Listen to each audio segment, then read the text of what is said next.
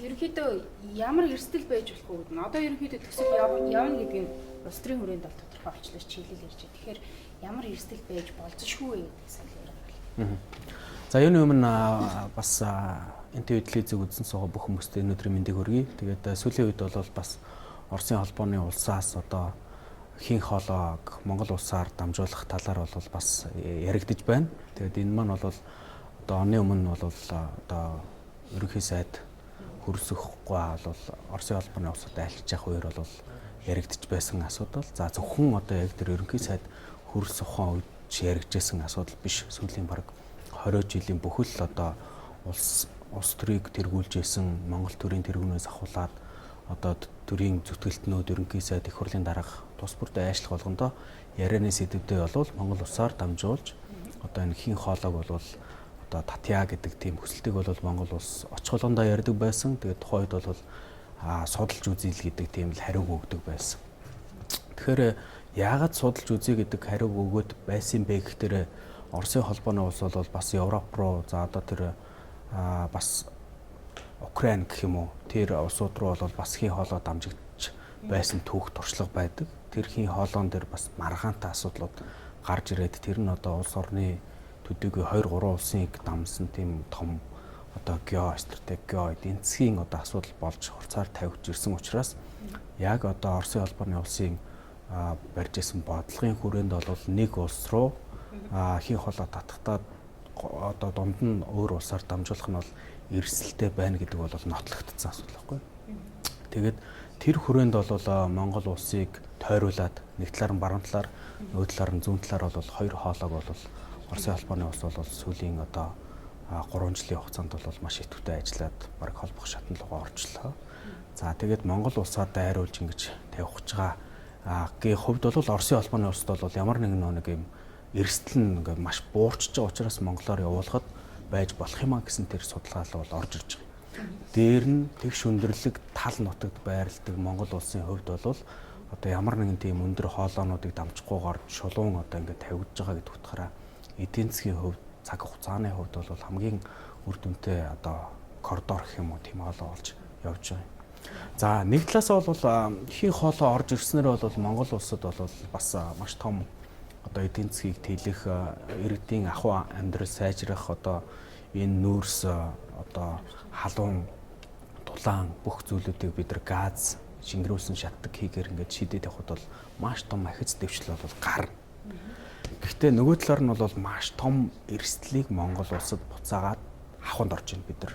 Энэ бол зөвхөн би судлаач хүний хувьд хэлж байгаа асуудал шүү.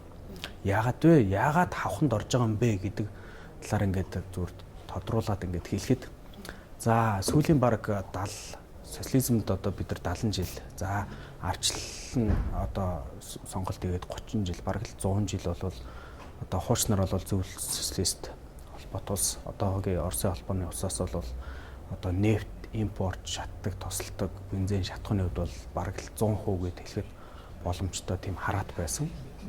Гэтэл бүгд найрамдах энтхэг улсын одоо хөнгөлөлтөө зээл тусламжаар бол бид нар Дорноговь аймагт бол нефт боловсруулах үйлдвэр бол уг нь барьж байгаа. Тэгээ монголчуудын бас нэг чин хүсэл бол одоо энэ эдийн засгийн хараат байдал, экспорт, импортын хараат байдал зөвхөн 1-2 хүн хөрш биш одоо олон улсад бара бүтээгдэхүүнээ экспортлдог худалдааны тэнцлээ одоо нэмэгдүүлэх одоо зөрүүг нь багасгах, өрсөлдөх чадвараа сайжруулах гэдэг дээр бол маш их чармааж ажиллаж байгаагийн нэг маань бол бид нар яг өөрсдийн гэсэн нефт боловсруулах үйлдвэрийг ашиглалтанд оруулаад Монгол улстай яриа бол ямар ч гэсэн одоо А80-аас эхлүүлээд 92 хүртэл бензин шатхуун тослох материалаа хийгээд ирнэ гэдэг бол бид нар бас хойд хөршөөс хамаарах маш том хамаарлал багасгаж байна. Гэтэл хойд хөрш бол бас энэ хамаарлыг хараагүй биш харж байгаа мэддэг гэж мэдж байгаа. Тэгээд энэ хийн хоолой монголоор дамжиж явж байгаа гэдэг нь бол ирээдүйн 100 жилд бол дахиад энэ шингэрүүлсэн шатдаг хий одоо зүйлүүд дээр Монгол улс холбогдоход бид нар өмнө нефтийн хамаарал дээр 100% байдаг гэсэн бол одоо шингэрүүлдэг шатдаг хийн хамаарал дээр дахиад 100% орох гэж байгаа. За яагаад Монгол улсад бас ашиггүй талдаа гэх юм уу? За яг эдийн засаг өнөөдөр маргааш 10 жил 20 жил дээр бол үнэхээр ашигтай. Айл болгоны одоо хашаараа газ орж ирээд газаар бүх халаалтаа шийдээд ингэчин гэдэг бол зардал багасаад бутаагүй болоод энэ маш ашигтай. Гэтэ нөгөө талдаа бид нар буцаал хавханд орчиж байгаа байхгүй. Яагаад гэвэл бидний одоо тэр нефтээ өөрсдөө боловсруулад нефтээ өөрсдийнхөө одоо Монгол улс дээр одоо хангаад өрж хаашлуул одоо баг өснө нэмэгдэж байгаа бүгд найрамд хятад ард улсад экспорт их тэр бодлого ерөнхийдөө бол өнгүүдж эхэлнэ гэсэн үг. Тэгэхээр ойрын одоо нэг хэдхэн жилийн хугацаанд бол бид нар маш өндөр ашигтай ирээдүйд буцаагаад л дахиад 100 жилийн хугацаанд Оросоос хамаарал маань өмнө бензин шатхуун дээр байсан бол одоо бензин шатхуун одоо шингэрүүлдэг шатдаг энэ төр. За одоо энийг дагаад эдийн засгт ямар өөрчлөлтүүд гарч ирэх үү гэдэг дээр бас хариулахад бол өмнө бол одоо бид нар бол дам бензин шатхуун хэрэгэлдэг. За хагас хайбрид буюу ийм машинуудыг хэрэгэлдэг байсан байгаа. А яг энэ шатдаг хий хоолой гэд Монгол улсаар дамжаад ингээд явлаа гэхэд бол бидний машин хэрэглээ бүх зүйлүүд бол ийм одоо шингэрүүлсэн шатдаг хий буюу газаар ингэж явдаг машинуудаар бол манай бүх машинууд бол солигдно. Тэгэхээр тэр нь бол литр бензин одоо 1700-800 төгрөгийн үнэтэй бол нэг одоо галлон газ нь одоо юу гэдэг чинь бензинтэй харьцуулбал ерөөсөө 500-600 ороод ирэхдээ чинь бүх хүмүүс машина тэр лөө би ч гэсэн одоо таа ч гэсэн бүгд л тэр лөө шилжүүлэх болно. Тэгэхээр бид нар буцаагаад л яг бидний хэрэглээ газнаас уяатай болчихно. Тэгээ хэрвээ газаа халаа гэх юм бол бид нар ахуйд байна уу байхгүй юу гэдэг юм бол бас ингэ байж ах жишээтэй. Танаас нэг юм үсэ. Украин, Беларусь одоо хэд улс руу одоо газын одоо дамжуулах тавиад ирэхээр за Германтай яригдчихсэн санагдаж байна. Америкийн нэгдсэн улсын талаас за хэрвээ ингэх юм бол энэтэй одоо худалдаа намаа гэдэг юм дээр бид нэр одоо 20 арга хэмжээ авна. Ер нь бол Оростой харилцаа Америкчуудад гурав дахь хөшүүдэд бидний нөгөө нэг одоо улс төр талаасаа геополитик талаасаа хэрхэн яаж нөлөөлөх бол Монгол компанитай юм хийхгүй гэж юм болов уу? цаахан Монголд бол тэр нэг төдийлөн миний бодлоор шүү те төдийлөн айхтар том нөлөөлөл байхгүй. Ер нь бол НАТОгийн гишүүн орнууд Америкийн одоо хамааралтай тэр одоо улс орнууд бол Оросын холбооны улсууд бол эдийн засгийн 20 арга хэмжээг бол тавьсан.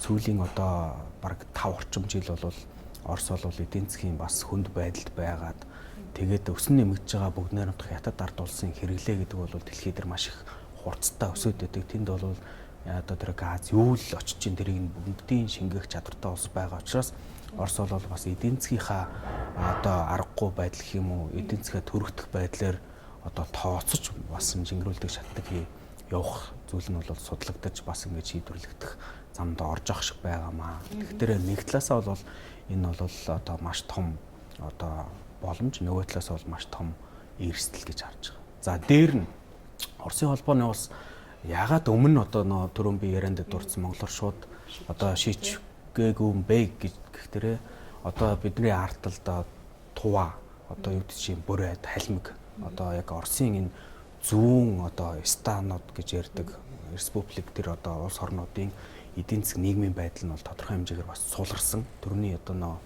эдийн засгийн 20 арга хэмжээнээс болоод тэгээд энэ хүрээнд бол бас тэр алс дорнодод байгаа зүүн хязгаар нутагт байгаа улс орныхаа аж амьдралыг сайжруулах тэдэнд бас хийн хоолойг хүргэх зорилго бас ингээд агуулсан. За нэг талаараа өөрсдийнхөө дотоодынхаа тэр одоо мужи улсуудыг хийн хоолойгоор тэтгэх цаашлуулад ингээд одоо Солонгосын хойг, Япон одоо яг далайн бомбон дээр хүргэж жагаад тэгээд одоо шатдаг хийгээ ингээд нэг боллон нэгж болгож ингээд буцаага цааш нь Япон, Солонгос, Азийн зах зээл рүү бас зарах тэр эдийн засгийн ач холбогдол нь бол бас тэгж манай зүүн талаар тойрсон юм аа. Энэ баруун талаар нь тойрсон алах дээр бас түрүүний л яг л одоо хятадын баруун хойд муж одоо өрөмж одоо Шинжаан уугур юу гэдэг юм. Тэр чиглэлийн одоо эдийн засгийг нь бас түргтгэх тэгээд тэднийг одоо хямд эрчим хүчээр хангах гэсэн тэр одоо том хэрэгцээнүүдийг хангах гэдэг тэм зүйлүүдээр ингээд Монголыг бол тойроод явцсан шүү гэж. Бараг 3 ч ус оролцох бах. Тэгээд энэ хүмүүс гадаад харилцааны яам, эдийн засгийн одоо сангийн яам гэдэг бүх зүйлүүд ингээд засгийн газрын төвшөнд ярилцаж хийгдэж яг гэрээ-мэрэн дээр гар үсгэн зурагдаж ингэх учраас би яг одоогоор урьдчилаад $1 байх хэвээр, $1 байх хэвээр гэсэн зүйлүүд бол бас хэлж мэдэхгүй байна. Тэгээд тэр нь бол одоо төр барьж байгаа, эрх барьж байгаа бас энэ асуудлыг шийдэж байгаа гадаад дотоод харилцааны яамуудын шийдэх асуудал байна гэж бодож байна. Төслийн нийт санхүүжилт аль улсаас гардаг вэ? Төслийн санхүүжилт одооны хувьд бол яг ер нь бол энэ хин хоолойны асуудал чинь бол зөвхөн одоо Оросын холбооны улсын асуудал биш юм байна. Зөвхөн Монголын ч асуудал биш юм байна.